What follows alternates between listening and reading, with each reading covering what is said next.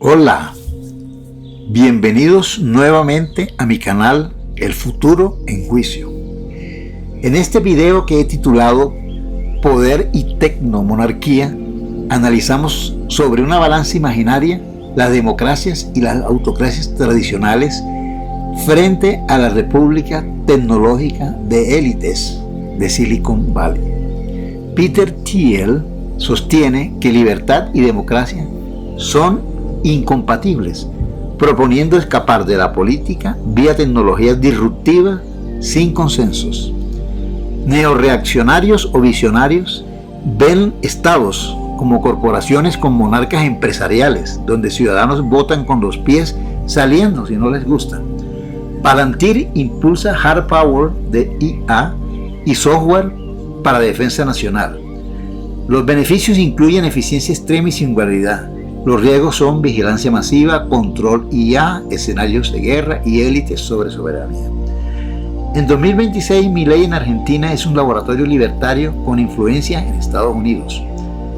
Concluye en una carrera mortal donde algoritmos reemplazan la democracia. ¿Es una cura de burro contra un concepto de democracia fallida? Por favor, les invito a dejar sus comentarios para iniciar el debate. Imaginen por un momento que tenemos enfrente una inmensa balanza. El año es 2026 y el panorama global está viviendo una tensión, la verdad, fascinante. En un plato de esta balanza vamos a poner todos los sistemas de gobierno tradicionales que ya conocemos, desde las democracias representativas con toda su burocracia hasta las dictaduras y las monarquías de siempre. Básicamente todo el espectro político actual. Y en el otro plato vamos a colocar una alternativa radical, una idea impulsada por verdaderos titanes de Silicon Valley, y muy particularmente por Peter Thiel, el fundador de PayPal y Palantir. Nuestro objetivo en este análisis de hoy es sopesar ambos lados con total objetividad. Vamos a desarmar las promesas increíbles y también los peligros latentes de cada modelo. Para organizar nuestro recorrido vamos a ir paso a paso. 1. La balanza del poder. 2. El declive democrático. 3. La visión de Thiel. 4. El peso del progreso. 5. El costo de la libertad. Y 6. ¿Hacia dónde se inclina? Arrancamos entonces con el primer punto, la balanza del poder. Fíjense que el contraste fundamental aquí es asombroso. Del lado izquierdo de nuestra balanza tenemos la democracia tradicional. Ya saben, repúblicas donde elegimos por voto popular, con sus controles, sus contrapesos y sí, sus procesos burocráticos que a veces son bastante lentos. Pero en el lado derecho ponemos este concepto impulsado por una parte de la élite tecnológica, la tecnomonarquía o el formalismo. En este sistema, la idea es que las naciones no se gestionen mediante el debate político interminable, sino que funcionen exactamente como corporaciones gigantes. Los líderes serían como directores ejecutivos absolutos, tomando decisiones rapidísimas basadas puramente en la eficiencia y en los datos. O sea, es cambiar al político tradicional por el genio corporativo. Pasamos ahora a la segunda parte, el declive democrático. Para entender por qué alguien propondría este cambio tan extremo, hay que escuchar esta frase de Peter Thiel. En un ensayo libertario del año 2009, él escribió textualmente: «Ya no creo que la libertad y la democracia sean compatibles». Es una declaración fuertísima. Para quienes defienden esta nueva visión, el sistema político tradicional básicamente ya no da para más. Es un callejón sin salida. El argumento aquí es que la democracia nos obliga a hacer demasiadas concesiones inaceptables, ahogando la libertad individual y frenando por completo la innovación con tanta regulación estatal. Según ellos, el simple hecho de intentar llegar a un consenso es, irónicamente, lo que destruye el progreso. Y la base de todo esto viene de la filosofía de Thiel sobre ir de 0 a 1. Imaginen que hay dos tipos de progreso. El eje horizontal es la globalización, es ir de 1 a n, o sea, agarrar algo que ya funciona y simplemente copiarlo y llevarlo a otras partes del mundo. Pero el eje vertical es distinto. Esa es la verdadera innovación tecnológica, es saltar de 0 a 1, inventar algo de la nada. Desde esta perspectiva de Silicon Valley, los gobiernos tradicionales están totalmente estancados en ese progreso horizontal. Entonces, la élite tecnológica exige saltos verticales drásticos, que, según argumentan, solo son posibles si nos saltamos por completo toda esa parálisis política. Lo que nos lleva al punto número 3, la visión de Thiel. Aquí es donde entra de lleno el concepto de formalismo. Es una idea popularizada por filósofos financiados por Thiel y propone algo radical: deshacerse de los políticos. Los ven como simples inquilinos que están de paso en el poder y proponen entregarle el control a un CEO, a un propietario definitivo. El Estado se convierte en una corporación y nosotros, los ciudadanos, pasamos a ser simplemente clientes. Ahora, se preguntarán, ¿y qué pasa si el servicio es malo? Bueno, en lugar de ir a votar cada 4 años, el ciudadano simplemente arma las maletas y vota con los pies.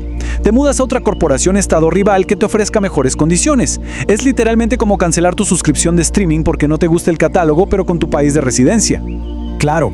Para poder escapar de las regulaciones de los países actuales, se necesitan lugares nuevos, verdaderas vías de escape. Y hoy mismo hay miles de millones de dólares fluyendo hacia estas áreas. Primero, el ciberespacio, la creación de criptomonedas, inteligencia artificial y ecosistemas que no responden a ninguna soberanía nacional. Segundo, el seasteading, la idea loquísima, pero real, de construir ciudades flotantes autónomas en aguas internacionales para estar fuera de cualquier ley territorial.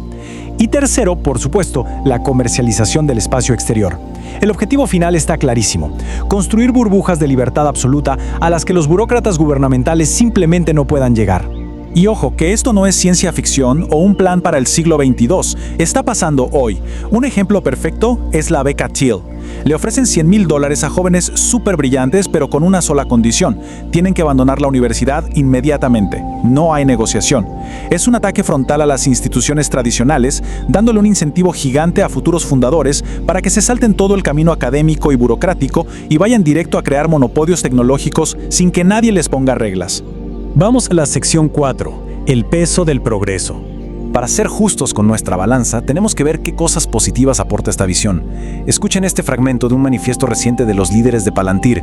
Ellos plantean que la supervivencia misma de Occidente depende de soltar la diplomacia blanda y adoptar un poder duro, puro y respaldado por software.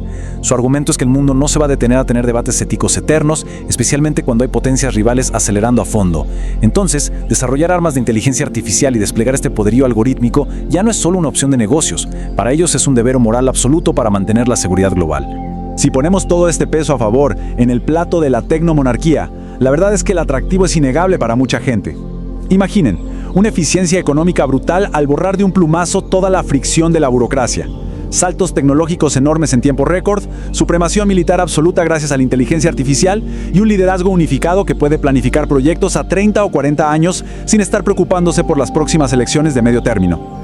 Para sus defensores más apasionados, esta es la única cura real contra el estancamiento de nuestra civilización. Pero claro, toda balanza tiene otro lado. Punto 5. El costo de la libertad. Pensemos un segundo en la magnitud de este número. $500,000 millones. Ese es el valor estimado de Palantir en el mercado. Es una cifra astronómica que representa una acumulación de poder privado y de control de datos que no tiene ningún tipo de precedente en la historia. Y aquí surge una pregunta bastante escalofriante.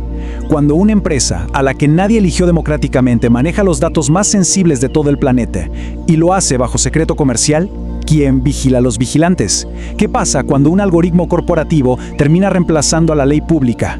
Además, la mezcla entre estas empresas y el Estado en pleno 2026 es profundísima.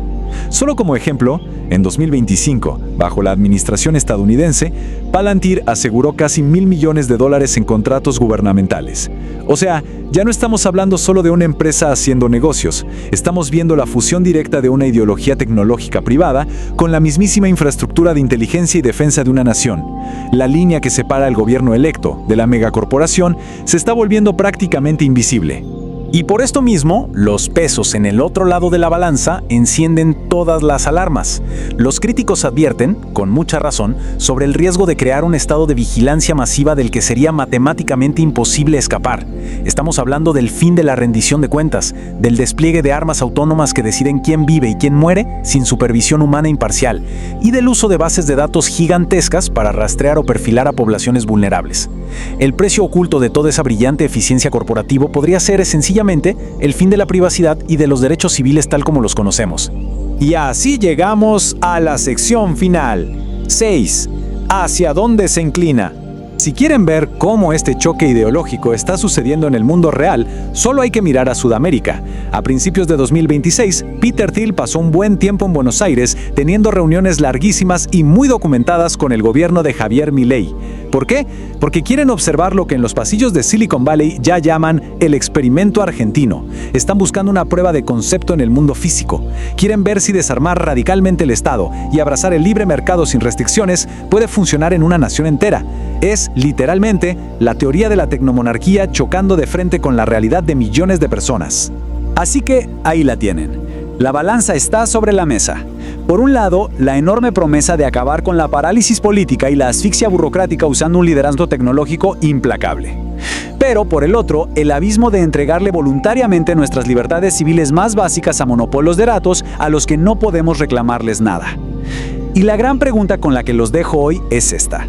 En esta guerra por el futuro de cómo nos gobernamos a nivel global, ¿cuál de estos dos sistemas creen que está ganando realmente?